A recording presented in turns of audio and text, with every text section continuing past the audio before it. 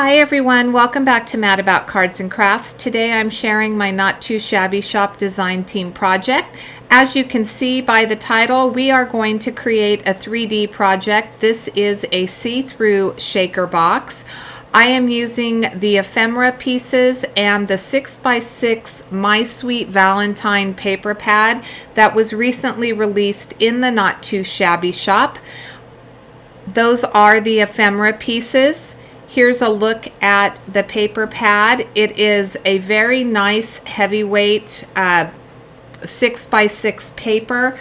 I'm going to give you a quick look at the different patterns, and then I'll turn it over so that you can see the reverse sides. There are 4 of each design and a total of 24 double-sided sheets. I have 2 pieces of 9.5 by 9.5 inch cardstock, and the first piece I am going to cut 1/16 inch off of 2 sides only. You don't want to do it on all 4 sides, you only want to cut 2 sides.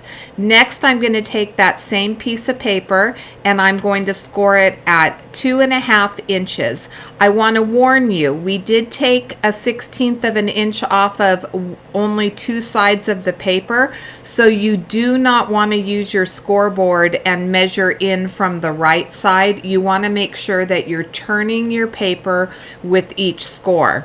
Here is the second piece. This is going to be the lid. We're going to score in 2 places. We're going to score at 2.5 and then we'll score at 1.25. We'll turn our paper and do the same on all 4 sides. So the difference between the lid and the bottom portion is that the base of this box is going to be a little bit smaller than the lid. It is not going to have the 4 corners on each side of it. The base isn't, so you can tell the difference between each of your top and bottom. This right here, I'm reinforcing my score lines, and as I said, you can see that there are 4 corners, 4 squares on each of the corners. I am cutting down the center of the 2 end squares, leaving the rectangle untouched. And then I'm going to remove the outside squares and the bottom inside squares. So all the way around, bottom, outside and bottom. Sorry about that. The inside is going to be the reinforced portion of the top. This is a very sturdy box. It will hold a substantial amount of candy or any little gift that you would want to give. I am tapering the edges on every single edge of the outside of this box. So the tabs, the reinforced sides, I'm trying to keep the same amount, as you can see by my little cut pieces of the tapering, and this just helps so that when you fold in your box, it's going to fold much more easily. You're not going to be having any of your sides caught on each other trying to force anything down. Here I've taken a Lawn Fawn rectangle. This one is measuring about 3.25 inches, but if you use your pencil on the inside, you're going to get a 3-inch square. Any shape that you want to use that you're comfortable cutting out of the top of this would work. I just chose to use a square because it was the easiest for me to cut. I do have my Stampin' Up! Paper trimmer, and it does have, as you saw initially, a score piece and a cutting blade. So now I'm using my cutting blade. My guillotine trimmer would not do this because you can't place the blade where you want it, which is why I like to have both trimmers. So I'm going to cut as best I can. You see I got a little bit too much on the right side at the top, but that's okay because it's going to be covered up with the frames that I'm going to create. So I'll trim this square out and I'll show you what I use to create the frames, just to add a finish to this lid. So I'm in the bottom portion of the lid, and I have some of these Lawn Fawn squares. I'm going to take 2 squares. The first ones, I have the measurement, is going to create a 3 1/4 inch square. And the second one is going to create a 3 3/4 square. And then square frame, that is, I should say. And then I'm going to create a 4 by 4. And when I'm giving you those dimensions, those are the outside dimensions, not the inside opening. So the outside finished is going to be 4 by 4. I'm going to glue a frame. I created a frame for the inside of my box so that it was a little bit more finished because of the mist cutting that you saw. I wanted to make sure that was covered up, so when you opened up the inside of the box, you had a frame that covered that up, so it's nice and finished on the inside. I flip it over, and now we're working on the top side of the box. I have a piece of acetate that I've cut to approximately 3 1/4 by 3 1/4, so I'm going to have a little bit of an overhang. And then I'm going to add, I must have had some hair there. Then I'm going to add some double-sided foam tape. This is from scrapbook.com. It's 1/4 inch double-sided foam tape. If you watch my videos regularly, you will know that I do not double up my tape. You certainly could, but I think I get plenty of shake with this tape using only 1 layer. I'm going to go all the way around the edges, and then I'm going to take some PICKET Fence Studio sequins in Metropolis, which is a really pretty pink and peachy pink sequin mix with a little bit of white mixed in. You saw that I did use my anti-static powder around the edges. I like to make sure that it's not going to stick to the inside of that double-sided tape. Then I'm going to add another piece of acetate over the top, and that will create the shaker element. Now I am going to have my frames that I pre-cut. This is the medium-sized one. And I'm going to trim this down, trim down that acetate just a little bit. So I'm going to lay my medium-sized one down first and cover up the double-sided foam tape and center that on there. Next, I'm going to add my smaller one, and I'm going to put that on the inside. Now the paper that I used is actually from, the pink papers that I used is from Hobby Lobby. It's their very inexpensive brand, and it's not super thick. I don't think I would use a super thick paper with this. It's rather light, but because I do have the reinforcing on the lid, as I said, it's a very sturdy box. I wanted one more frame, so the top 2 are popped up with that foam. The bottom one is kind of inlaid. Now I'm adding glue to my tabs, and I'm lining up the inside edge of my box. So this is the lid, and you can see I'm adding it, and I still have a scored lip. That scored lip, the rectangle, is going to be the reinforcement for our box.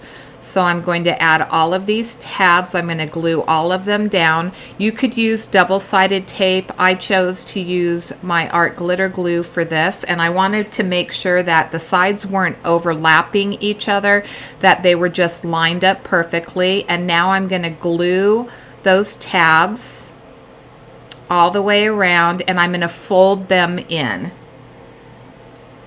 So you can see that the inside looks nice and finished with that square frame, and then my outside is nice and finished with the triple layer, and we have a sturdy lid. And see how it shakes nice. So here's our 9 by 9 paper that we scored at 9.5 by 9.5 inch paper that we scored at 2.5. And I am simply going to cut the small square. I'm just going to cut that line between the rectangle and the squares that are on the corners. And I'm going to do my reinforcing because I didn't reinforce before I started this, and that does help you see the lines a little bit better when you're cutting. So I would encourage you not to do as I did, but make sure that you reinforce it before you start your cutting. You want to try to get as straight a line as you possibly can because these edges will be seen. And I'm just making sure that everything's lining up. And now I'm going to taper my pieces again. This time I'm only tapering the outside because the inside rectangle is going to be the side of my box. I don't want to taper that. I want to make sure that I'm only tapering the outside squares. And then we're going to do the same thing. We're going to take our art glitter glue or our double-sided tape, and we're going to close our box off. So I'm folding the tab in, I'm lining everything up. And you guys, if I can do this, anybody can do this. I have said this many times. I have the paper cutting skills of a 2-year-old, and this was super easy to put together. It's very clean. I don't have any wonky lines where I cut. It just, the box comes together beautifully. I do want to give credit to Sam Calcott. She's from Mixed Up Crafts, and I am going to link her channel in the description box below. She is the one, the channel that I watched where I got this idea. This is not something that I created on my own. I am not that crafty. So here are the embellishments for the outside of my box. I have 4 pieces that are cut to multiple layers, and I'm going to list those on the screen here in just a moment. I did use my Sweet Valentine as my embellishment paper. I've left them up on the screen. I did end up putting all of the measurements as I went along on the screen so that it's easy for you to come back and write them down as opposed to trying to listen throughout this video and write everything down again. So I thought that that would be a little bit helpful. Let me know in the description, in the comment box below, if you like that or if it really doesn't matter to you. I just thought that it would make it easier for you to come back and find what measurements you would need for this project. So I am adding the art glitter glue. I'm adding the smaller piece to the outside of the box. As you can see, I did leave about a 1/4 inch layer from the base embellishment piece to the pattern paper. So I have lots of color on this box. And then we're going to use the beautiful ephemera pieces. There was a Valentine box, and I think that Jamie still has some of the boxes available, but there was a Valentine box that had both of the paper pads that she released, as well as ephemera pieces, latte cups, and 3 stamp sets. And that is a 15% discount. Now, Jamie does naturally offer a 10% discount. It's not available for the Valentine box, but if you want to buy any of these pieces individually, she does offer a 10% discount if you use the coupon code Jamie. And once I get these glued down, I'm going to put the box together so that you can see how well it fits, and I'll give you the final dimensions of the box. As I said, it's pretty substantial. I mean, you can fit a nice amount inside this box. It's not one of those itty bitty tiny boxes. One of the things that you could do is you could cut a piece of paper for the bottom of it because it is see-through. If you wanted to show the paper from the bottom, you could do that. I'm going to show you how you can use some little shreds and be able to decorate that way, which is likely what I would do. I didn't have any pink ones, so I'm going to show you with some silver. There was the finished dimensions on this box. And I had a couple pieces that I didn't get glued down in some spots, so I'm just adding that art glitter glue. And here we go. I wanted to show you a couple of options. So here we have this beautiful ribbon, and we could put the 2 birds and possibly a bow. That was one way I could have went. Trying to find the right color that I want to use. There we go, blue. So we could have went with that. We could have went with one of the bolder pieces, so the floral would have been pretty on top of the box. The cupcake, I'm going to show you one of the cupcakes, I believe. There we go, cupcake with the bow, and that would have been pretty. But instead, I decided to do a little bit of layering. I'm going to use the large heart, and I will glue the largest heart directly down to my box. I'm going to add some dimensional foam to the back of the smaller heart and to the cupcake. And that is pretty much going to be my project for today. I hope you give this project a try. If you liked this video, if you like 3D projects and you want to see more, please let me know in the comments below. I typically make cards. This was super fun to make. So if you're interested in more 3D projects, leave a comment in the box below. Let me know how you like this box, if it's something that you think that you would possibly make. You could add a little bit of sparkle to the ephemera pieces if you wanted to with some of the Nuvo shimmer pen, or you could add some stickles. I chose not to. I left it. I thought that the ephemera pieces were pretty as they were, and so I left them just in the same way that I found them in the ephemera pack. And look at all the pieces that you get in that ephemera pack. I'll be coming back with another project using those ephemera pieces and the beautiful papers that have been released in the Not Too Shabby shop. If you have not subscribed to her Facebook page, there is the Scrap and Stamper Facebook page where we love for you to share your projects that you create using products from the Not Too Shabby shop.